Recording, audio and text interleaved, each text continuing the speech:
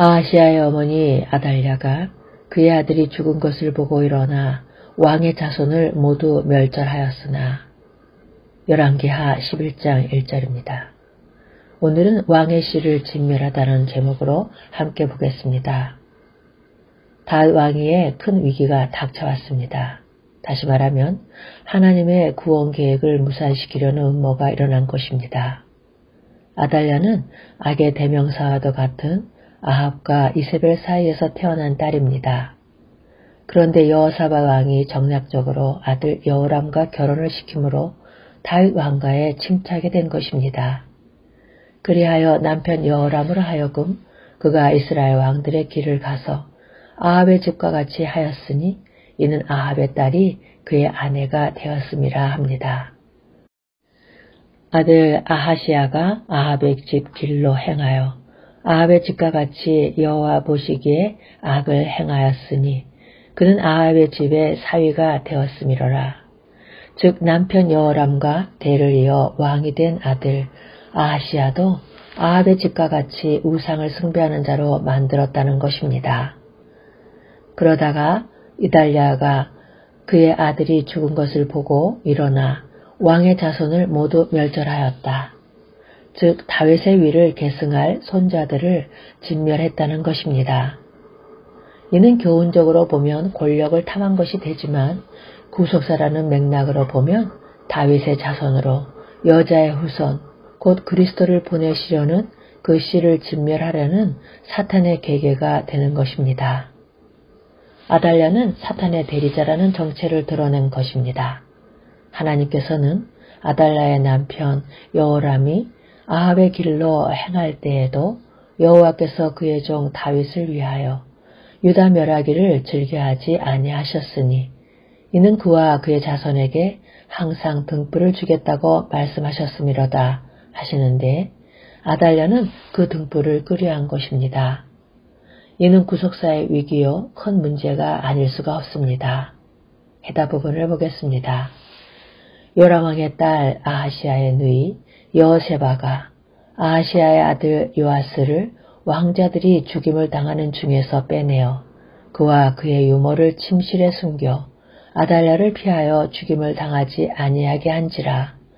요아스가 그와 함께 여호와의 성전에 6년을 숨어있는 동안에 아달랴가 나라를 다스렸더라 합니다. 하나님께서는 대제사장의 아내 여호세바를 들어서 한 살 난 요아스를 왕자들이 죽임을 당하는 중에서 빼내어 6년 동안이나 성전에 숨겨두게 하심으로 왕의 씨를 보존케 하셨다는 말씀입니다.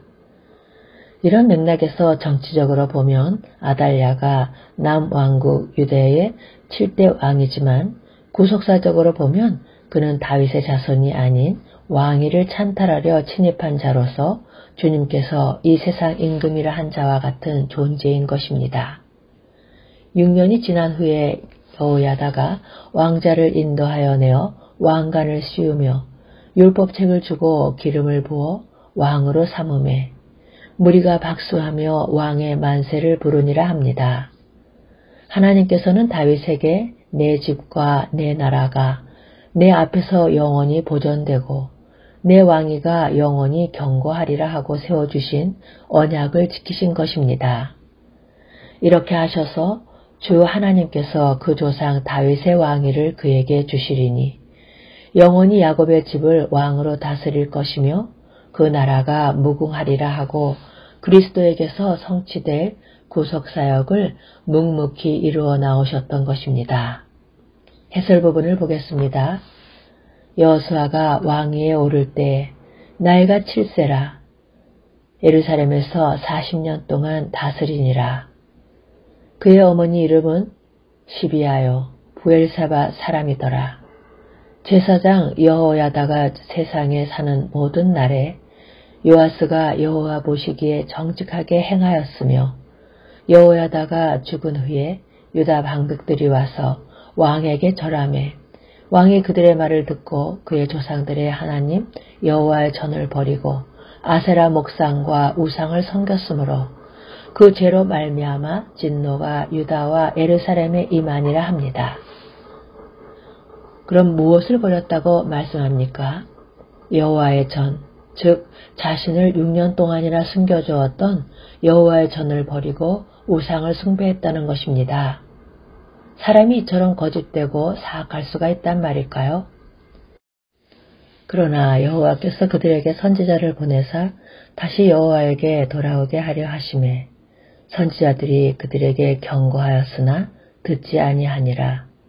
이에 하나님의 영이 제사장 여호야다의 아들 스가랴를 감동시키심에 그가 백성 앞에 높이 서서 그들에게 이르되 하나님이 이같이 말씀하시기를 너희가 어찌하여 여호와의 명령을 거역하여 스스로 형통하지 못하게 하느냐 하셨나니 너희가 여호와를 버렸으므로 여호와께서도 너희를 버리셨느니라 하나 무리가 함께 꾀하고 왕의 명령을 따라 그를 여호와의 전뜰 안에서 돌로 쳐 죽였더라.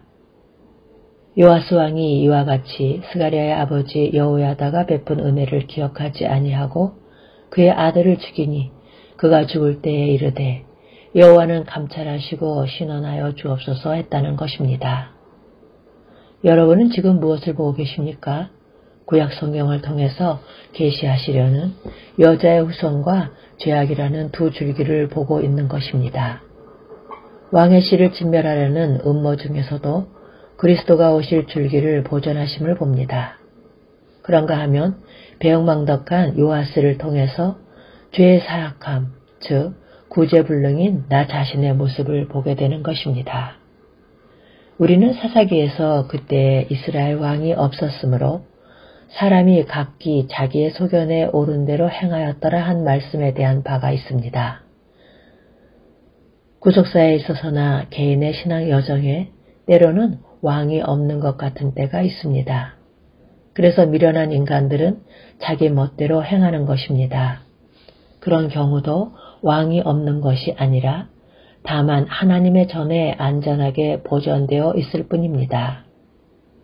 이제도 왕이 없는 양 자신이 왕 노릇하려는 자들이 있지만 우리의 왕 그리스도는 하나님 우편에 앉아 계시는 것입니다. 왕이 나타나시는 날 우리는 박수하며 왕의 만세를 부르게 될 것입니다. 언제나 문제는 인간이 일으키나 해답은 하나님께서 자기 아들을 통해서 이루어 주십니다. 아멘.